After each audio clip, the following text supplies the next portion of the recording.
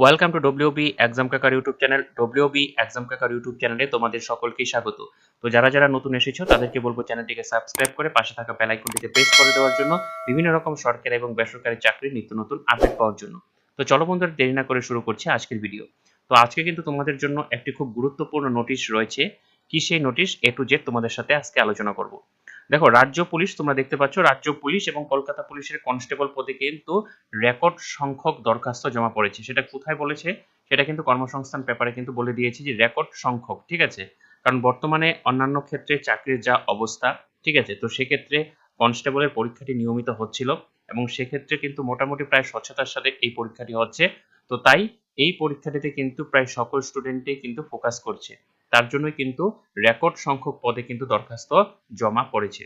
দেখো এখানে কি বলেছে, পশ্চিমবঙ্গ পুলিশের কনস্টেবল এবং কলকাতা পুলিশের কনস্টেবল পদে এবার রেকর্ড সংখ্যক দরখাস্ত জমা পড়েছে, ঠিক আছে, রেকর্ড সংখ্যক। তাহলে বুঝতেই পারো কম্পিটিশনটা কি মাত্রায় পৌঁছে যাচ্ছে।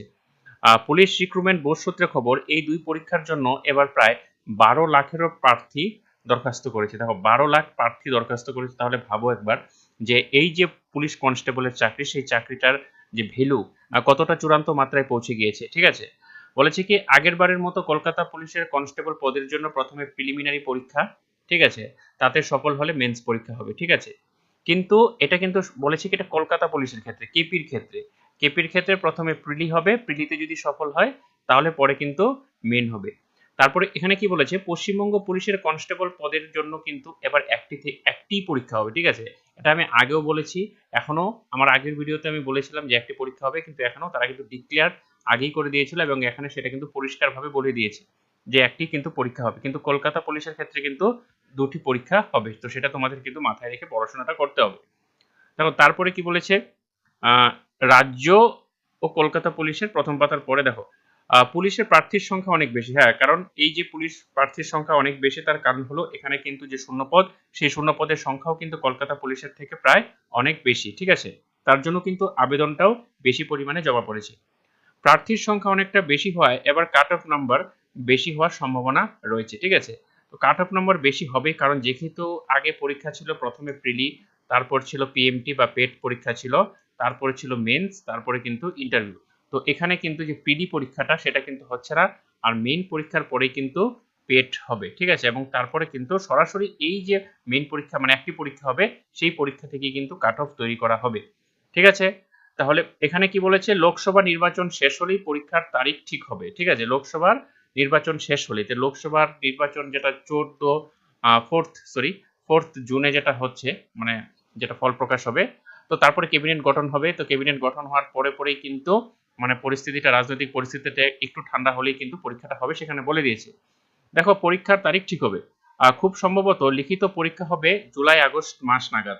দেখো জুলাই আগস্ট মাস নাগাদ যদি পরীক্ষাটি হয়ে থাকে, তাহলে একবার তোমরা ভাবো, এখন বর্তমানে মে মাস চলছে, মে মাসের আজকে প্রায় 16 তারিখ হয়ে গেল, ঠিক আছে। মে, জুন, জুলাই, ঠিক আছে। তো এখানে ওরা বলেছে যে জুলাই আগস্ট মাস নাগাদ, তো আমি ধরলাম এটা সেপ্টেম্বর মাস, ঠিক আছে। সেপ্টেম্বর মাস হবে, মাঝখানে এখানে আগস্ট হচ্ছে, ঠিক আছে। তাহলে আগস্ট, জুন, জুলাই, আগস্ট, ঠিক আছে। তার মধ্যে আবার এখানে মে মাসের 15 তারিখ হয়েছে, তাহলে তোমাদের হাতে মেরে কেটে কিন্তু 3 মাস, ঠিক আছে, 3 মাস সময় কিন্তু থাকছে। তো 3 মাস সময়ের মধ্যে তোমাদের কিভাবে প্রস্তুতিটা নিতে হবে তোমরা নিজেরাও কল্পনা করতে পারছো, ঠিক আছে। এবং বলেছি কি, মাঠ পরীক্ষা আগামী বছরের প্রথম দিকে নেওয়ার উদ্যোগ নেওয়া হয়েছে।